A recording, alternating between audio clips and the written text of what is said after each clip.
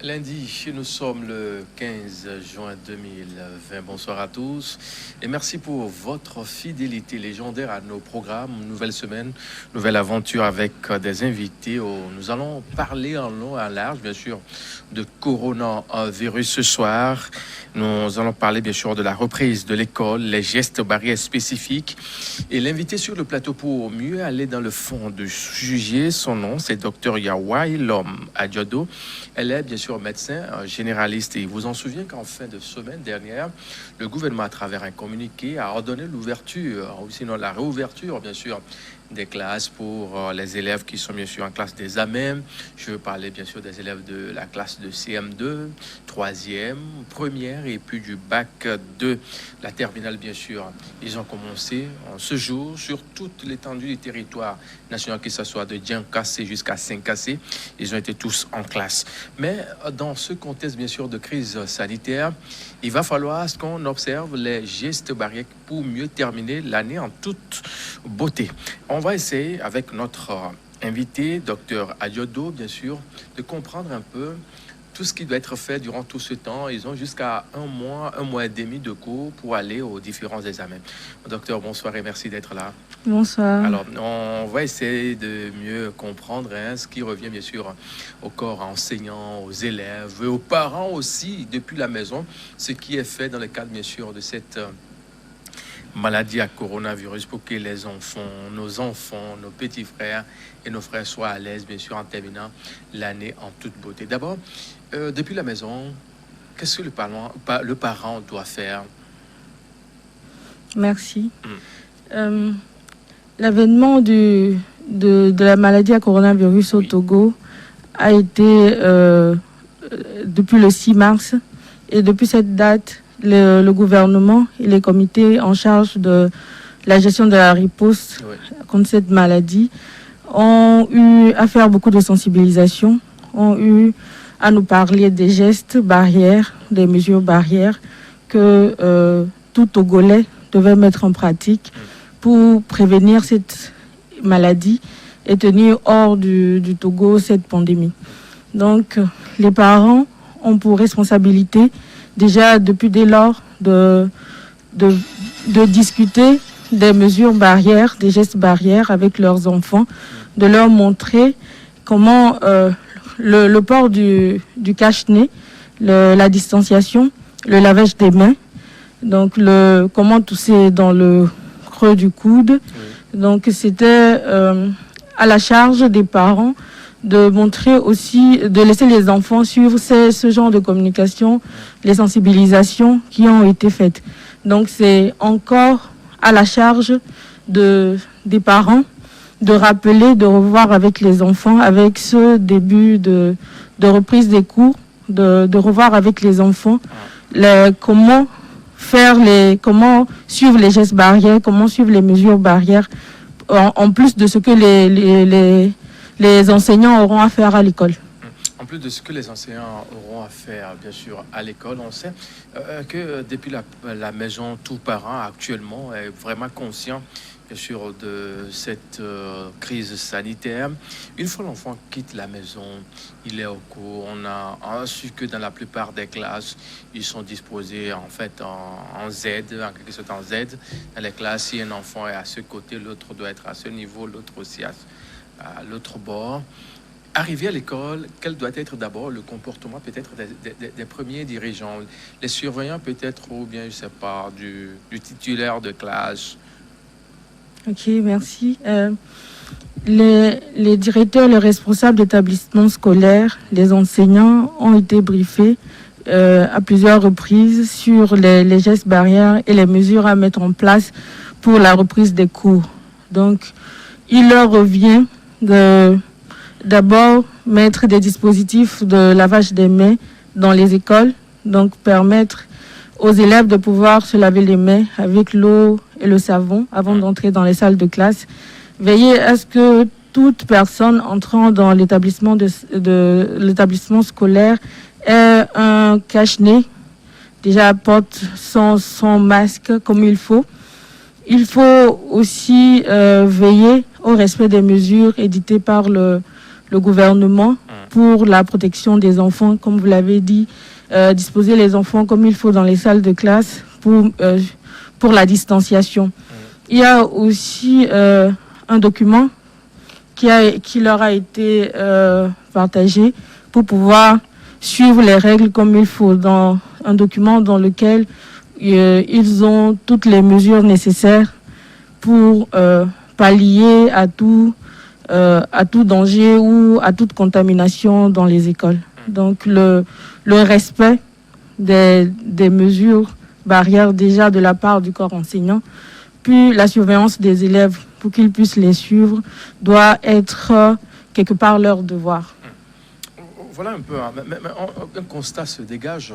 On sait peut-être qu'avec les élèves qui sont bien sûr dans le secondaire, ce serait plus ou moins facile à gérer dans tout son ensemble, car on sait que bon, eux, ils sont un peu âgés, ils peuvent facilement cerner le contour de tout ce qui est dit, tout ce qui est fait. Mais pour les petits 8, 9 ans, 10, 11 ans au plus, en classe de CM2, ça va être un peu compliqué, hein? Ce n'est pas non plus évident pour ceux du collège et du lycée, parce que... Je pense qu'ils sont un peu âgés. Vous avez peut-être souvenance de beaucoup d'interrogations des parents d'élèves et disons de la population face au non-respect des gestes barrières par les enfants, le fait qu'ils se regroupent dans les quartiers, qu'ils jouent ensemble et comme ça. Donc c'est toujours un questionnement pour les responsables d'établissements scolaires, parce que par exemple aujourd'hui, je suis au CMS Baguida. Donc, nous avons un établissement juste derrière nous. Par une petite visite, nous avons vu que le corps enseignant a mis en place ce qu'il faut pour le suivi des élèves, pour la protection des élèves. Oui. L'État a aussi octroyé des masques, des gels et les dispositifs de lavage des bains aux enfants. Maintenant, en voyant aux côtés des enfants, à la sortie, ils ont toujours cette manière de pouvoir enlever le masque pour discuter avec telle ou telle personne. Et quand vous voyez l'effectif, c'est pas évident. Donc, que ce soit les grands ou les petits, ils reviennent toujours autant à l'enseignant qu'aux parents à la maison, de leur faire comprendre le danger ou l'urgence de la chose, que les enfants prennent conscience de la situation dans laquelle nous sommes pour que spontanément, eux-mêmes, ils puissent respecter les gestes barrières. Donc, j'ai pu remarquer aussi qu'il y a une interdiction des vendeuses, les bonnes femmes qui vendent de la nourriture aux enfants. Il y a une certaine interdiction d'entrer dans l'établissement où on a quelque part coupé la récréation. Donc, c'est quelque part qui aide aussi chez les petits-enfants. Donc, c'est ça, que ce soit les petits ou que ce soit les grands. Il faut les suivre de près. De très près. Alors, on sait peut-être que pour Lomé et certaines villes du Togo, on peut dire que ça va plus ou moins bien. En ce premier jour, bien sûr, de la rentrée, après la fermeture depuis le 20 mars. Mais à l'intérieur du pays, est-ce que c'est évident? À l'intérieur du pays, si nous prenons par exemple une école officielle à Kolokopé, à Sévénokopé peut-être, à Chikawa, ou je sais pas, dans le grand nord du pays, je sais pas, Barkwasi, dans une localité de Barkwasi par exemple, dans un petit village là-bas, est-ce que ces mesures-là seront bien sûr observées à la lettre? Bien entendu que oui, puisque tous les responsables des écoles ont été briefés. Donc, même si les enfants n'ont pas conscience de la situation, les adultes que sont les enseignants, que sont le comité directeur des établissements scolaires, eux, ils ont conscience de la situation. Donc, avec le document qu'ils ont, ils pourraient pouvoir aider les enfants. Donc, que ce soit à Lomé ou le nord du pays, tout enseignant, tout responsable d'établissement scolaire a de quoi aider les enfants à se protéger contre cette maladie. On a vu que l'État a mis en place des équipes pour la confection, bien sûr, de ces masques qui sont en train d'être distribués sur toute l'étendue du territoire national. À l'heure où nous parlons, ça continue le convoiement, bien sûr, de ces masques-là à l'intérieur du pays. Voilà. Mais à côté se dégage peut-être un petit constat. Le constat, c'est que on va s'intéresser peut-être à la propriété de ces masques-là. Si l'enfant le porte, il faut quand même qu'on lui explique que après une journée, il faut laver, non? Oui, justement, comme nous l'avons plusieurs dit au cours de nos sensibilisations, les masques jetables, comme ce que je porte, à usage unique, doivent être jetés. Les masques traditionnels ou en pagne doivent être lavés après utilisation. Donc, il y a des mesures ou une manière de laver le masque qui doit être diffusée ou divulguée aux enfants pour qu'ils puissent le faire convenablement.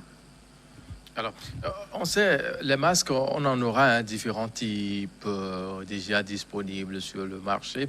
Bon, ce matin, avant d'être sur ce plateau ce soir pour cette émission, j'ai fait quelques petits tours dans certains lieux, dans certains établissements, par exemple à l'EPP Kélégougouan à Kégué, à la promotion à Kégué, dans une EPP à Goué, pour constater un peu l'effectivité de ces choses-là.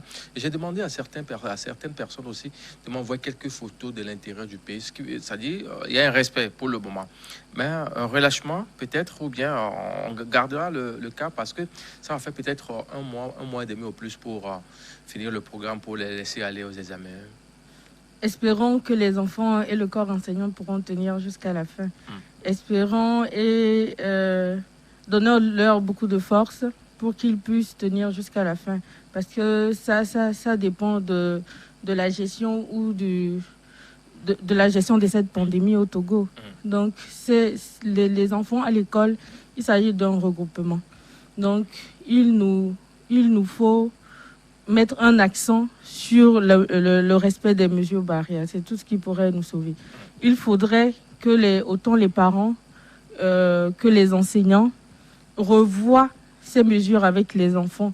Donc, si ces mesures sont respectées, si ces mesures sont rappelées aux enfants et si nous attirons la conscience de ces enfants pour qu'ils puissent respecter les mesures barrières, ils pourront tenir jusqu'à la fin des 5-6 semaines.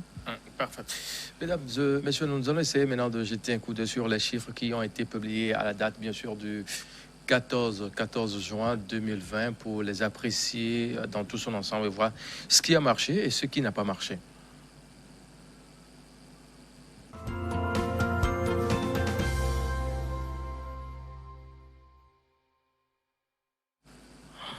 À la date, bien sûr, de 14 juin 2020 au Togo, nous avons le tableau qui se présente comme suit: 219 cas actifs avec 299 cas guéris, 13 décès avec 531 cas confirmés au total pour un test total de 25 526 tests effectués sur toute l'étendue du territoire national. Voilà un peu le tableau que présente bien sûr la journée bien sûr du 14 juin 2020 au Togo. Il faut dire que une des 125 personnes testées est positive, portant le nombre total de cas positifs à 531. Il s'agit d'un homme de 32 ans, contact résidant dans le district 4 à Lomé. 8 nouveaux guéris ont été enregistrés, portant à 299 le nombre total de patients guéris de Covid-19. Le nombre de décès, pour le rappel, reste inchangé à 13. Le nombre de cas actifs à 219. Un total de 25 526 tests de laboratoire ont été effectués sur toute l'étendue du territoire national. Ce qui nous intéresse, bien sûr, sur ce tableau, c'est bien sûr les cas guéris. 299. On n'a pas encore eu les chiffres de dernière minute, sinon ça doit être au-delà déjà de 300. Comment est-ce que vous trouvez ce qui se fait dans tout son ensemble en voyant ce tableau-là? Je dirais que, au vu de ces résultats, nous pouvons féliciter les efforts du gouvernement, des comités, du comité de gestion de la riposte. Nous pouvons saluer les efforts des agents de santé, Oui. tous ceux qui œuvrent, tous ceux qui sont acteurs de cette lutte doivent être salués. Et nous pouvons aussi nous dire que les mesures prises au Togo donnent de bons résultats. Les mesures prises au Togo donnent de bons résultats. On va s'intéresser un peu à ces mesures-là. Il est clair aujourd'hui que les enfants, enfin les élèves ont commencé les cours aujourd'hui, mais dans nos marchés, certains lieux dits publics, il y a toujours ce problème de distance physique, le port de masque. Et si vous voyez tout cela, vous êtes au centre ou à Baguida? Médico-social de Baguida. Baguida. Comment ça se passe dans votre localité, dans tout son ensemble? Les gens sont...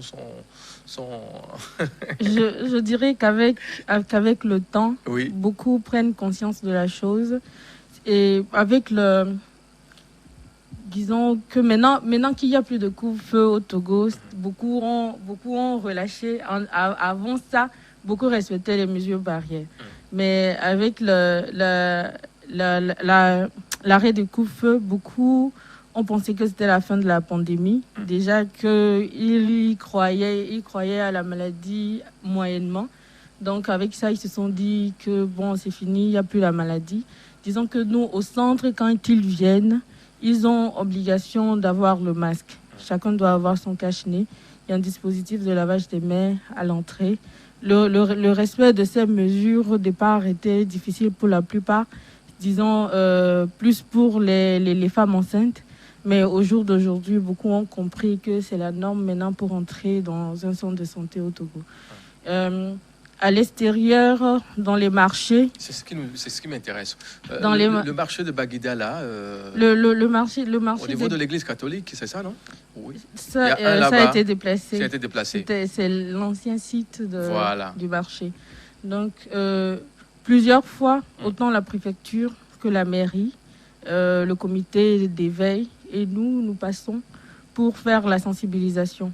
Aussi, les ASC, agents de santé communautaire, et les RC ont été briefés, formés, donc qui font la sensibilisation aussi.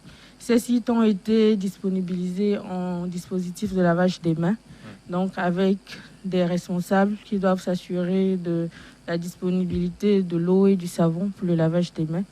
Donc, ce sont des mesures qui ont été rapportées et rappelées plusieurs fois. Donc, il y a un comité au Togo qui s'occupe aussi de surveiller les marchés pour s'assurer de l'effectivité des mesures barrières dans ces marchés. Le marché de Baguida aussi en fait partie. Donc, je dirais que dans l'ensemble, beaucoup respectent les mesures barrières. Mais il en reste, surtout le lavage des mains et le port du masque, beaucoup le font. Même si certains l'enlèvent quand ils veulent discuter ou mettent leur masque sous le menton. Mais beaucoup l'ont quand même. Beaucoup commencent maintenant pas à comprendre la nécessité de ces mesures barrières qui dépassent l'avènement du coronavirus et qui portent aussi sur l'hygiène ou la vie de tous les jours. On sait qu'au niveau de Baguida, comment on appelle la localité, Kougan et autres là, Avepozo réside un monde fou, hein? Un monde fou là-bas. Entre-temps, il y a certaines informations qui circulent, qu'il y a des gens qui ne respectent pas vraiment les mesures à ce niveau-là. Ce qui veut dire qu'après le travail de fond qui a été fait sur le terrain, on a quand même connu un avancement dans tout son ensemble. Oui, c'est vrai que les jeunes, là, c'est la jeunesse qui pose plus problème. C'est la fougue, hein, la fougue de la jeunesse, le sang chaud. Justement, avec les formations, on nous rapporte souvent que ce sont les jeunes qui se sentent apparemment en bonne santé, se sentent plus vigoureux que les autres. Et ce sont eux qui ne veulent pas suivre les mesures barrières parce qu'on veut se rassembler, on veut aller jouer au foot, on veut aller à la plage, on veut aller voir les amis. Donc, mais il faut quand même dire que ça nous a beaucoup manqué. Hein. C'est la maladie qui nous a contraints, mais ça nous a beaucoup manqué. Oui, disons que c'est une période qui nous demande un peu de restriction, d'apprendre une nouvelle façon de vivre. Nous vivons avec le VIH. Le VIH était là avant la naissance de beaucoup. Nous vivons avec. Donc, nous pouvons vivre aussi avec la maladie à coronavirus. Et ces jeunes-là, ils sont rentrés dans l'ordre. Ça va beaucoup mieux. Disons que les adultes sont à pied d'œuvre pour leur faire comprendre la nécessité du respect des mesures barrières. Parfait. Et on va commencer par enregistrer la série des questions et réponses dans cette émission de ce jour. Et nous débattons avec notre invité depuis un certain temps de la reprise de l'école, les gestes barrières spécifiques et notre docteur bien sûr Yawa et l'homme à Jodo, elle est médecin généraliste. La toute première question nous dit ce qui suit.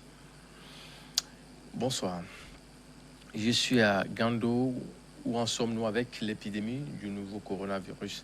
Les données, enfin, on vient d'en parler, hein, puisque la répétition fait partie de l'art enseigné. On va vous donner le tableau que nous avons à la date, bien sûr, du 14 juin 2020.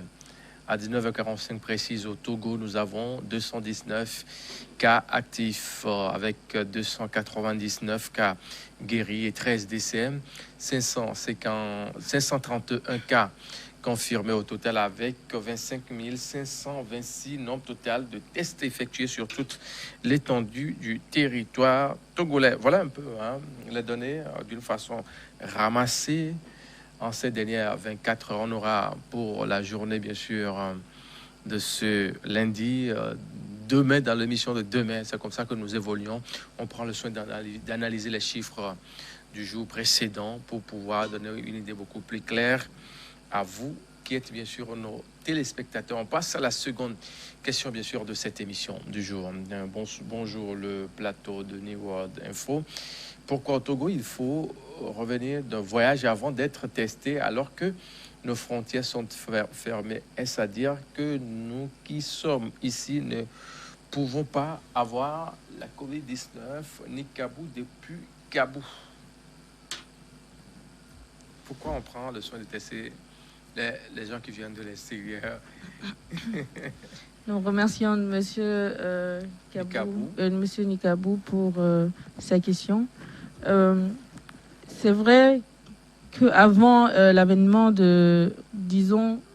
avant qu'on appelle cette maladie à coronavirus une pandémie, beaucoup de Togolais avaient effectué des déplacements vers l'extérieur du pays. Donc, ces personnes se sont retrouvées bloquées à l'extérieur sans moyen de survivre parce qu'ils y étaient pour un temps limité. Donc, le gouvernement a pris sur lui pour les ramener. Et pour nous protéger, nous qui sommes au Togo, le gouvernement prend soin de tester ces personnes avant de leur donner accès à la population. Donc, ceux qui sont dans le pays aussi sont suivis, ils sont aussi testés. Donc, ceux qui viennent de l'extérieur doivent, quelque part, il faut les filtrer, pouvoir sortir ceux qui ont le virus, ceux qui sont malades, avant de leur permettre de rentrer dans la population pour qu'il n'y ait pas de nouvelles contaminations. Donc, c'est déjà une bonne chose. C'est pour nous protéger, nous. Maintenant, nous qui sommes là, beaucoup au Togo ont été testés. Les plus de 25 000 tests dont on parle, ce ne sont pas des voyageurs, eux tous des voyageurs. Il y a ce qu'on appelle des cas suspects aussi qui ont été testés. Et les contacts des cas confirmés aussi qui ont été testés. Il y a beaucoup qu'on appelle alertes, disons oui, les suspects aussi que nous testons. Donc ce n'est pas seulement ceux qui viennent de l'extérieur qui sont testés, mais ceux qui sont au Togo aussi sont testés régulièrement. Voilà. Et pour mémoire, je sais que dans les tout premiers jours, bien sûr, dans un village, bien sûr, à la préfecture de Tchaoudjo, je ne sais plus, Au couvent, on a dépisté tout le village. Quand on a détecté qu'il y avait des gens qui traînaient avec la maladie, on avait détecté tout le village, ainsi que dans la préfecture de Meaux, on a dépisté des gens à Djarkpanga et Tindiassi. C'est pas seulement les étrangers qui sont bien sûr dépistés, enfin ceux qui nous viennent de l'extérieur, qui sont bien sûr dépistés dans le cadre de cette maladie à coronavirus au Togo. On va évoluer avec la série de questions-réponses et la suivante nous dit: bonjour à vous sur le plateau. Est-ce que les pays de l'UEMOA ne peuvent-ils pas mutualiser leurs efforts pour avoir un vaccin pour cette pandémie et pour d'autres maladies? Allons-nous toujours attendre et tendre les bras? Sam depuis Cara a posé la question, Madame Ajedo. Merci pour la question. C'est vrai que dans le MOA, il existe une synergie des efforts en matière de santé. Par exemple, que ce soit pour le paludisme ou pour le VIH, disons, si nous prenons, je vais extrapoler vers la CEDEAO, nous avons l'Organisation ouest-africaine de la santé, l'OAS. L'OAS, par exemple, l'OAS se charge de la santé de ceux qui sont dans la CEDEAO. Donc, ils mettent ensemble, les pays mettent ensemble leurs efforts pour trouver des solutions à nos problèmes de santé. Il existe dans l'UEMOA des centres qui font des études sur des vaccins, sur des médicaments, sur des mesures, des protocoles à mettre en application dans la santé pour une meilleure santé des populations, je veux dire. Donc, ils sont à pied d'œuvre. Il faut beaucoup de technologie pour parler de vaccins. Donc, peut-être la question ou l'exhortation ira à tous les membres de l'UEMOA pour qu'ils fassent plus dans ce contexte de maladie à coronavirus, voir si ils nous trouvent une solution. Parfait. Et pour mémoire également, on sait que les chefs d'État de cet espace étaient en visioconférence entre-temps pour penser une lutte commune de la riposte contre cette maladie à coronavirus. Je sais que le chef de l'État avait participé à cela entre-temps. On va évoluer, bien sûr, avec la série des questions et réponses. Et la suivante nous dit ce qui suit. S'il vous plaît, est-ce que nos animaux domestiques peuvent-ils être contaminés par Covid-19? Merci. Bala a posé la question. Merci pour cette question. Nous savons que le virus, les virus, les coronavirus sont infectent autant l'homme que les animaux. Donc, il n'a pas encore été détecté une maladie à coronavirus chez un animal, mais les animaux peuvent être des vecteurs ou des hôtes de ce virus. Donc, il nous revient aussi de faire attention dans nos contacts avec les animaux et aussi faire attention à comment nous cuisinons ou comment est-ce que nous cuisinons les viandes, les animaux de brousse quelque part, parce que il a été le serpent ou le pangolin ou la chauve-souris ont été incriminés et ce sont des viandes prisées ici chez nous aussi. Donc il faut une certaine vigilance dans l'utilisation ou l'approche de ce type de viande. Mais le virus, la maladie n'a pas été détectée chez un animal, mais le virus peut se retrouver chez ces différents animaux dont nous venons de parler. Merci bien. La suite, avec des questions-réponses. Bonsoir, plateau. J'aimerais que le docteur nous éclaire sur le remède sur lequel l'université de Lomé est en passe de trouver. Patrick Depuis-Cara a posé la question. Il vous en souvient qu'au début, bien sûr, de cette maladie, il y a une cellule qui a été, une commission qui a été mise en place à l'université, une commission mixte de vous qui êtes bien sûr du domaine moderne professionnel et ceux qui sont bien sûr dans la tradie des potions et autres, pour penser, sortir ensemble un produit qui peut toutefois faire le miracle face à cette maladie à coronavirus. On veut avoir une idée plus claire. Hein. Peut-être que vous avez les secrets de Dieu, vous êtes dans le secret de Dieu pour nous filer les dernières informations concernant bien sûr ce qui est en train d'être fait à l'université, Madame Docteur Adjodo.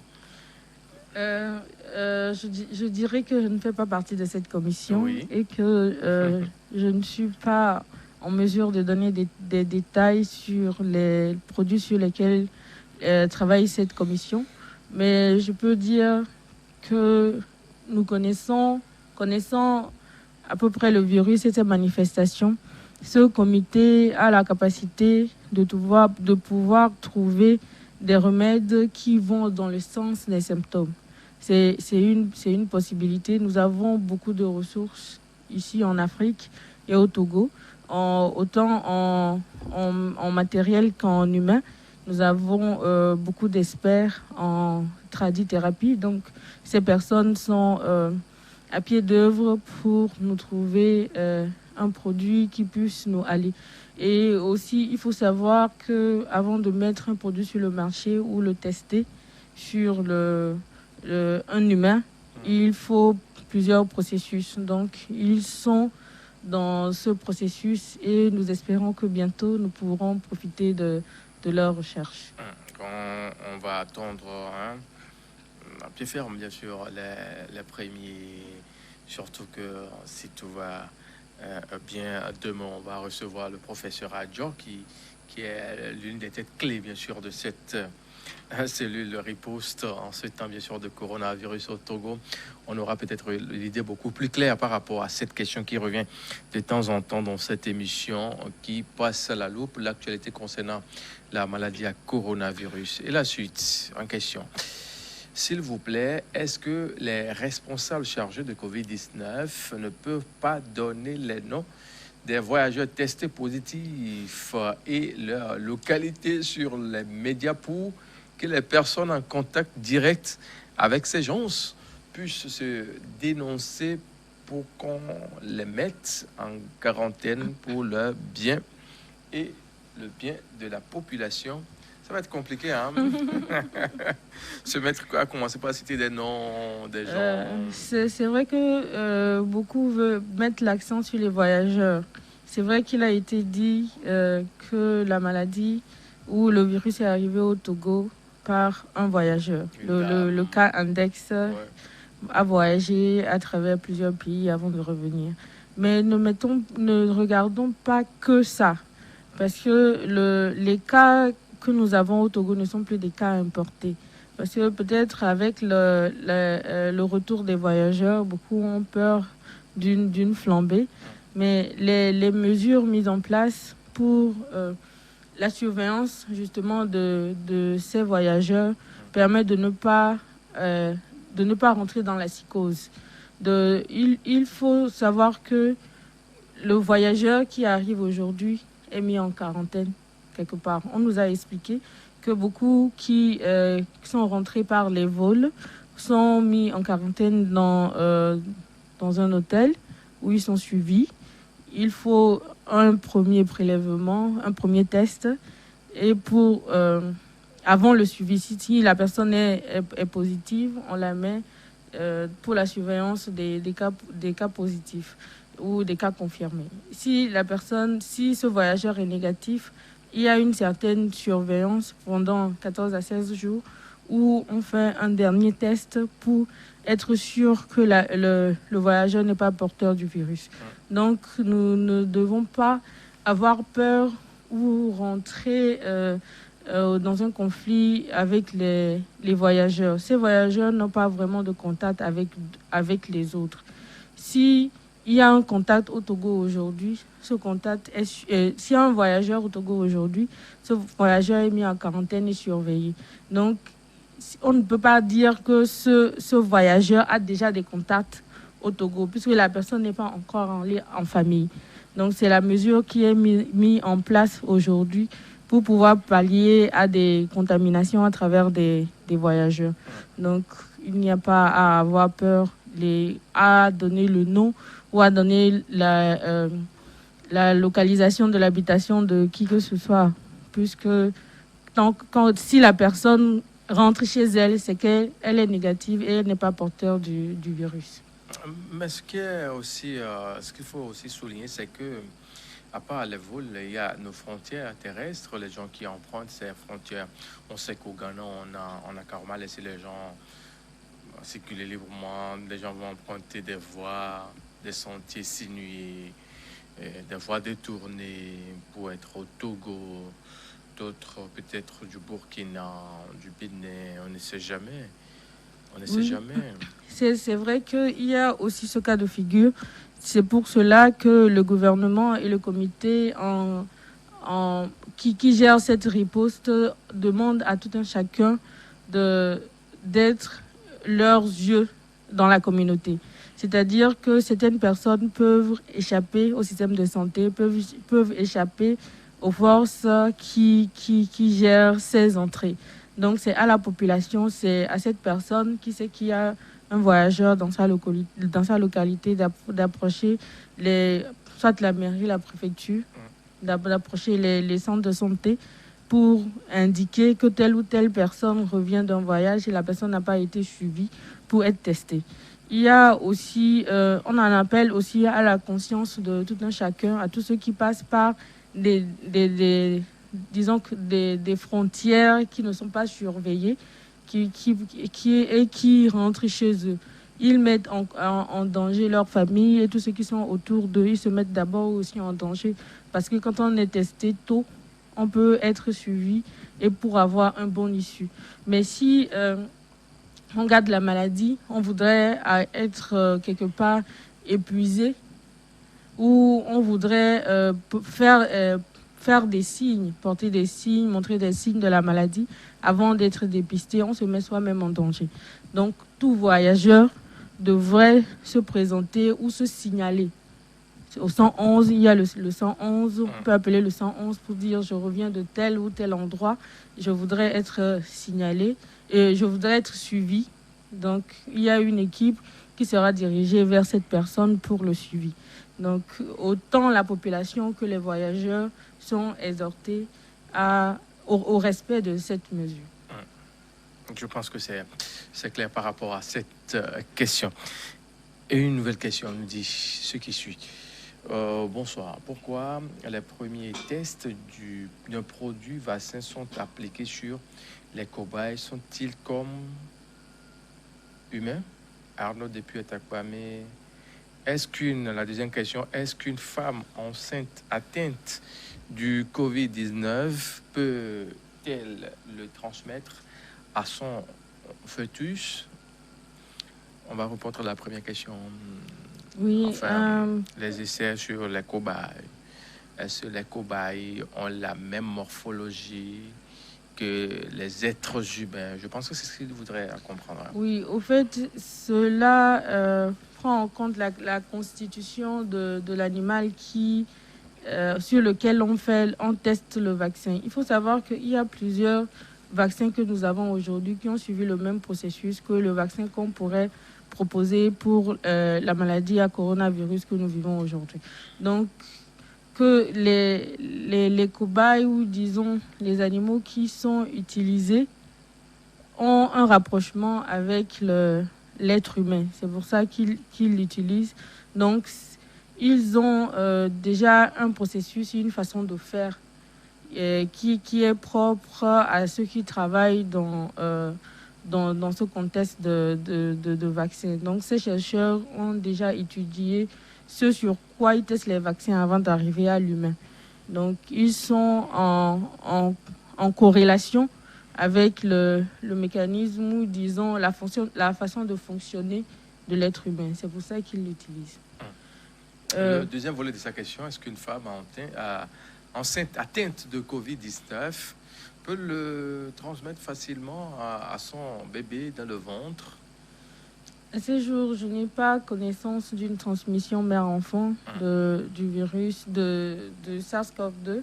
Oui. Mais c'est vrai que des enfants ont été testés positifs pendant que leur maman aussi était positive. Mais ça, c'est après après l'accouchement. Oui. C'est en postpartum.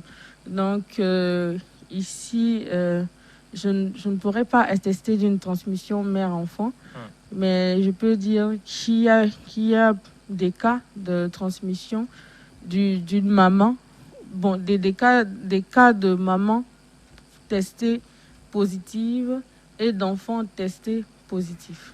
Voilà. Mais pas dans le ventre, hein? Non. Non. Pas dans le ventre, surtout. C'est Au après la risque naissance. de me tromper, non. Je n'ai pas connaissance de cela. Ok, parfait. On va prendre une nouvelle question dans cette émission. Sans confinement total, pourrons-nous éradiquer Covid-19? Sinon, nous risquons vraiment. Merci. Confinement. Je peux dire que, au fait, le confinement ou la restriction des déplacements mis en place au Togo était pour aider le système de santé et le gouvernement à mettre en place les mesures qu'il faut et le matériel qu'il faut pour la prise en charge des cas ou pour pouvoir faire face à cette pandémie. Donc, nous pouvons dire que le confinement total ne sert pas vraiment dans cette pandémie. Il ne faut pas faire une comparaison avec les pays européens ou les pays où on a beaucoup de décès ou beaucoup de cas graves qu'il faut hospitaliser. Donc, le Togo a mis une restriction pour pouvoir se préparer ou pour pouvoir mettre les conditions comme il faut pour faire face à la pandémie. Donc, après que tout soit mis en place et qu'il y ait eu beaucoup de sensibilisation, on a arrêté, on a suspendu le couvre-feu. Mais ce n'est pas aussi important, ce n'est pas une obligation de mettre tout le monde à l'arrêt pour pouvoir faire face à la pandémie. C'est le respect des gestes barrières qui nous protège. Il faut que nous puissions continuer notre vie avec cette pandémie. L'arrêt, c'était pour mieux s'organiser. Aujourd'hui, il faut que nous puissions vivre avec cette maladie dans le respect des mesures barrières. C'est le plus important, c'est ce qu'il faut retenir. Alors, il y a une question ici qui dit que les bars, juste après la levée du couvre-feu, sont pris d'assaut. Et on a comme impression que les gestes barrières, la distanciation, l'usage, ou bien enfin l'utilisation des verres et puis le lavage systématique des mains à l'entrée sont foulés aux pieds. Oui, c'est dommage que nous ayons à constater ce genre de choses au Togo. C'est dommage que nous n'ayons pas vraiment compris le risque auquel nous nous exposons après autant de sensibilisation. Parce que prendre d'assaut les bars et les buvettes aujourd'hui est un grand risque. Déjà que la distanciation va poser problème, il faut enlever son cache-nez pour pouvoir boire. Il faut discuter, il faut raconter avec l'autre. Donc, c'est un peu difficile qu'on arrive là. Donc, c'est aussi de la responsabilité de ceux qui sont responsables de ces commerces de veiller au respect des gestes barrières. Les dispositifs de lavage des mains pour la personne qu'on veut servir, pour soi-même, pour nous deux, les cache-nez. Il faut une certaine protection des uns et des autres. Disposer les tables de façon à mettre une distance. Mais déjà, nous savons que le gouvernement ne nous a pas encore permis la réouverture de ce genre de commerce. Mais nous devons quand même, de façon consciencieuse, mettre des dispositions en place pour ne pas être la personne ou le commerce chez qui les autres viennent prendre une maladie. Donc, comme nous le disons, aimer son prochain ces derniers temps, c'est lui permettre de ne pas prendre une maladie de soi et ne pas en prendre de lui. Parfait. On va prendre la dernière question qui nous dit, docteur, bonsoir docteur et monsieur l'animateur, c'est toujours avec de la chloroquine que le Togo guérit toujours ses malades ou du Covid organique malgache? Nous savons que le Togo a adopté le protocole du docteur Raoult, l'hydroxychloroquine ou la chloroquine et l'azithromycine. Oui. Donc, entre-temps, l'OMS avait désavoué la chloroquine en vue de certains résultats de recherche. Mais le Togo, étant souverain, a maintenu ce traitement pour tous les patients ou toute personne chez qui est détecté le virus. Oui. Donc, nous continuons à administrer ce traitement aux patients qui sont positifs au Togo. Parfait. Parfait. Docteur Yawa Elom Adjodo, nous sommes pratiquement à la fin de l'émission. Peut-être on prend votre dernier moins 15 secondes au plus. Ok, nous vous remercions pour l'invitation. Merci aussi d'être là. Nous voudrions vivement exhorter nos parents et nos chers élèves au respect des mesures barrières en cette période de reprise des cours. Nous devons, tout un chacun, tous les Togolais, nous aider les uns les autres au respect des mesures barrières. C'est la seule chose ou la seule manière d'arriver à bout et de vraiment reprendre nos activités. Le port de cache-nez, le lavage systématique des mains avec l'eau et le savon, le tousser dans le coude, le creux du coude, et faites mettre une distanciation entre nous, au moins 1 mètre entre les uns et les autres. Vivement aux élèves de respecter tout ce que les enseignants leur disent à l'école, et après l'école d'éviter de se regrouper, retourner à la maison. Parce que là, on parle d'examen. Qui parle d'examen parle d'une certaine concentration. Donc, ne prenons pas cette reprise des cours pour une rentrée, mais c'est une préparation pour des examens. Donc, il faut une certaine concentration, un certain sérieux pour que cela marche, parce qu'il y a des examens à la fin pour changer de cycle. Merci beaucoup, docteur Yawa Elom Adjodo. Je rappelle bien sûr que vous êtes médecin généraliste et vous nous venez bien sûr de Baguida. Voilà. Messieurs, mesdames, merci pour votre fidélité. On se voit demain pour un autre numéro de votre émission qui vous donne les informations sur la maladie à coronavirus. Derrière nous, c'est l'info. À très vite.